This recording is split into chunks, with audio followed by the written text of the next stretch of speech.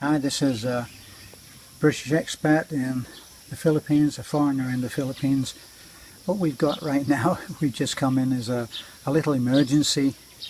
It's something and nothing, but it illustrates the difference in life here in the Philippines compared to life outside of the Philippines. Our house that we've got going right now that's under construction, we've got, think of the house as being like an L shape, and the L part of it, the foot part of it, is very small. That's the kitchen. Now, if you've looked at some of the other videos, you'll know that pretty well, that what that footprint looks like. And what's happened is that somebody has come along who has some kind of ownership on the next piece of land and has said, you've gone over into my land. This is my land, and you put this post on my land, on my property. And if you don't stop work, I will go to the barangay captain and I will take out a summons against you. Well, obviously, the Superman team are just working there, and they don't feel inclined to take on this kind of responsibility, so they've called us, and now it has to be resolved. Well, this is where everything changes in the Philippines. Then we go back to the way that things has always been done, and it's not like it is in the West, where it would all be officialdom. The person who is having the claim made against him, well, that is in the wrong place. Well, that wouldn't be taken. You couldn't come and say, I'm going to get an official and he will tell you this, because you don't know what an official will tell you. And that was my first foreigner reaction. Well, is this man that's making this claim the barangay captain? No, he's not, says Beth. So how does he know what the barangay captain will or won't say? Well, he doesn't. So now, we're only talking about one post, which is in one small part of the house. Now, rather than have any problem, we'll just go in for an extra half day's work and we'll move the post. That's the simplest way. But the thought process is just not the same. As soon as I said, well, we're going to move it, we're not there to make trouble, we're not there to leave and in our wake leave some kind of enmity between the people of the three little girls and this other owner. That's not our intention, to leave with bad feeling. So the obvious thing to do is to stop working on that area which is a problem, and then to work on the rest of the house. Of a percentage of the entire building, the actual kitchen and that post is about maybe 5 or 10%. So work on the rest of the house. Whereas what Beanie, the messenger, was saying was that they were having to stop work. Well, no, they don't have to stop work, but you're up against a certain way of thinking. And unless you want to go in and make a lot of unpleasantness, this is where you have to negotiate in a way which will keep everybody happy. That's our next issue. So what's happening now is that Beanie, the messenger who had to go to a store to buy load for his phone to communicate to us what the problem was, he is now heading back to the house of the three little girls, and he will speak to Pastor Timio, who is the man in charge there, and then they will talk to us and we'll make our recommendation. Why don't you simply work on the rest of the house, and then when the issue comes up, when this man comes back, you'll simply say, where would you feel happy for the post to go? And probably, from what I've been told, let me just illustrate. Say that this is the post in question. And the post is here, and the house is going towards you. So here's the kitchen, okay?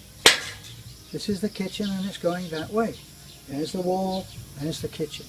Now, this post apparently is too far over. So, the easiest way to negotiate through the whole problem is to calmly say, here's where the post is, sir.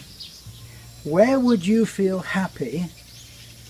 Get the man to hold a post. Would it be there? Would that keep you happy, sir? No. Would that keep you happy? No. How about that? Okay. Now, we knock down that part, put another post in where the man will be happy, and get on with the work. That's the calm, reasoned way, so that you don't reach a situation where people are getting inflamed. This will be difficult in the Philippines anyway, because people don't easily get inflamed. But this would avoid any unpleasantness where once the blood comes up to the face, people aren't receiving incoming calls anyway. So, you're working against yourself. Put the post where it should be, according to the man. Right now, do you think moving from a wreck of a house that was about to fall down, do you think that it will matter at all to the family of the 3 little girls that the post is now here, that the wall is now here instead of being here? Yeah, but the question, the difference is just like that, you know, just The that difference far, is what? just that far, one fingertip, you know. See, I don't understand what this measurement is. You know, this Welcome, is, welcome to the Philippines No. and a Philippine-American marriage, right? We're talking measurements now. Yeah. We're talking now. oh, this is now. We're talking about 6 inches. No, just this hand, you know, this hand. Are we talking about 3? So, was it 3 inches? Was it 6 inches? Let me get the tape measure and measure her finger. Okay. So, this is where it is so different that a Westerner has no possible hope of understanding because it's so different. People always talk about the culture shock as if you're walking down the road and you see a carabao. Culture shock. No, that's not culture shock. That's just taking in something that the eye can easily understand, that the brain or the mind can easily interpret as whether it's ordinary, exciting, whether it's dangerous or whether it's safe, all of those things. They're not culture shock. Culture shock is when you say, how far does the post have to be? Here's the post. Does the post have to be here, here, here, here? That, to a Western mind, would be the very easiest way to solve the problem. Because, as I said, the family surely are really not bothered whether the kitchen is a foot less in length. Yeah. And now it's happened. That would be the decider. Yeah, and it's happened now that Timio, Pastor Timio, already talked because the owner went there last Saturday. You know, the previous owner, who is also on the other side of the land, and says that, hey, you already get some of my land by the post. And then it's suddenly that there's a little confrontation, you know, with the father and the mother of the 3 little girls. Right. And So the previous owner. may I interpret what probably went down? The man came and thought that they had encroached on his property. Now, we're really talking about, can you put your foot in the dirt and make a mark here? Or are you going to move it over a foot and make the mark there? That's what we're talking about. We're not talking about something which is actually possible to measure. We're not talking about boundary lines which are clearly marked. We're talking about ancient ownership. Please, when you're watching this video, please don't start asking Western-based logical questions, because they don't work here. If I had been there, I could have solved this problem with a reasonable man in about 5 minutes. I would have taken a stick, and like I just did there, I would have moved the line. Is it here? Is it here? Is it here? Good. That's where the new post is going to be. That's where the new boundary, the wall of the kitchen will be. Are you happy with that, sir? Yes, I am. Everything would be fine. But we're not looking at that. Behind all of this probably is some kind of bad feeling from the past. So now we've already reached that point of no incoming calls being received. What were you going to say? Yeah, and it seems now that Timio talked to that previous owner and says, okay, we will just move back the post, the kitchen post. But then the man says, oh no, just leave it. In other words, stop working, because we're going to talk to the barangay captain with them, because I plan to pay them back the money of the land that they sold to me.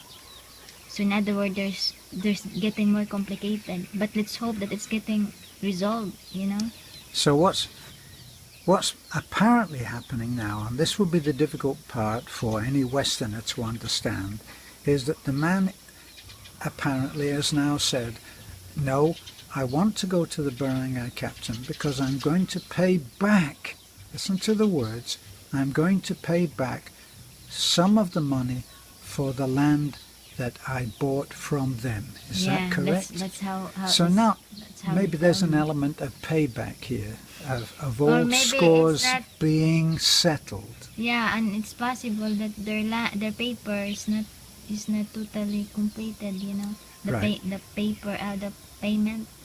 Right. In fact, we had a request from someone who is in real estate, one of our subscribers, and he suggested that would be a good video for us to make, talking about real estate and how real estate prices are and what's the average price of land.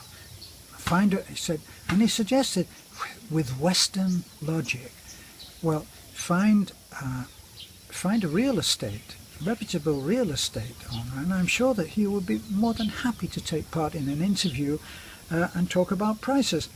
Well, when you're talking about the kind of dealings where people can come up and stand on a piece of land and say, I'm standing in my land and you have a foot over the boundary, and we're looking at a piece of land, like this piece of land.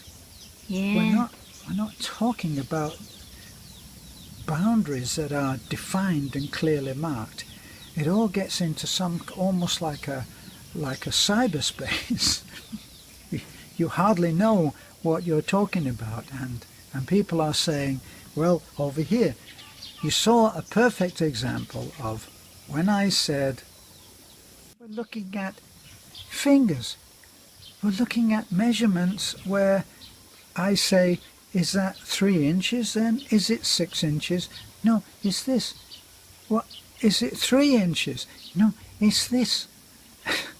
So it's very difficult to get over difficulties like that. It is when it gets to a Western way of looking at things, then you are in serious trouble if you cannot change your mindset.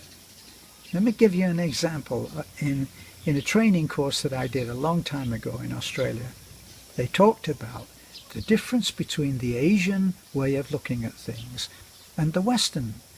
And the example he gave was the American company, very successful, very organized, very efficient, a good working company with a good product, went to Japan to make a sales pitch for a big contract. Right? So we're talking about millions of dollars. So they carefully rehearsed with their best sales presenters with their best possible thing, where they've got everything showing up on a screen behind them with a photo. What is it called? Photo? I forgot. I don't know. I forget what it's called, but they Photo do. editor? They do a presentation, and they can show everything on the computer with a big screen behind them. The company sent their best guy over, and he, in front of a group of executives from the Japanese company who sat there and watched, and with great interest, totally focused on what the man was saying. He made his presentation, showed his examples, he showed the screens, he showed the blueprints, he showed everything that you could possibly want to know about that product and about that service was laid out perfectly clearly for 2.5 hours. And after 2.5 hours, where the man had absolutely blitzed through the whole thing immaculately, the person who was heading the group said, "We don't understand. Could you do it again, please?" So he was being asked to repeat a 2.5 hour perfectly done presentation as if he had never opened his mouth. That couldn't happen in the West, where they don't think like that. Somebody in that group that was watching would have said, "You can't expect a man to do that." But that's part of the Asian way of looking at things. It's not thinking the same. Difficult to get this over. The wiring is not the same. And now you can see in our little micro crisis that's what we're up against. Now this man has some kind of hidden agenda which he hasn't actually come out and really said. So we're on shifting sand now. What does he really want? Well, it can't be something that he is going to get easily, that's for sure, because he wants to go to see the barangay captain. Now, what happens in these situations is when somebody cannot resolve a situation, they are entitled to go to the barangay captain. He is the first person in a crisis, and he will mediate between the two people, between the two parties with the dispute. And he is the first call voice of reason. He has no vested interest in whichever way it will go. He's just there to keep the peace. Now, if that doesn't work, you go to the next tier, which will be what, Beth? Mayor. The mayor. You go to the mayor, and he sits and listens, and they have a hearing, and he then gives his judgment. Now, hopefully, as long as the police are not involved, say, it could be resolved at that point. But if it's not, then obviously there's another thing where you would go to court, yes? Yeah. Okay, so that's what would happen. Yeah, Now, so for now, it stopped working in the Three Little Girls house because the parents of the Three Little Girls house will go to the barangay captain Yes. with that man, with the that's owner. the next step on the Three Little Girls house, is a meeting with the barangay captain. To reconcile the mess, you know. Yes, it's a pity that we can't be there for that, but it would be in Visayan anyway, so there'd be a limited amount that you could understand. Yeah, but we for will now, report on that. Yeah, but for now, they're moving to Bini's place. So we're moving to the next house, which is the number 3 in our 3 houses before Christmas target. So we're going to try not to lose any time. Personally, I think they could have moved and started work on a different part of the house, but apparently with a Filipino mindset, and after all, we are in the Philippines, so that's not going to happen. So we're going to Beanie's house, and that house is not very far along the road. Would it help if we take the truck along and do this, Beth? Yeah. Well, then that's probably what we're going to be doing. So, see, once again, I was all set up to do some metal stud work on our little deck, and something has come up. So, welcome to real life, simple life. Simple? I don't think so. But easy life, yeah, in some ways, yes. But anyway, this is a glimpse of what our ordinary life is like. So this is a foreigner in the Philippines, and we hope you'll look in again and find out what's happening on this Filipino soap opera.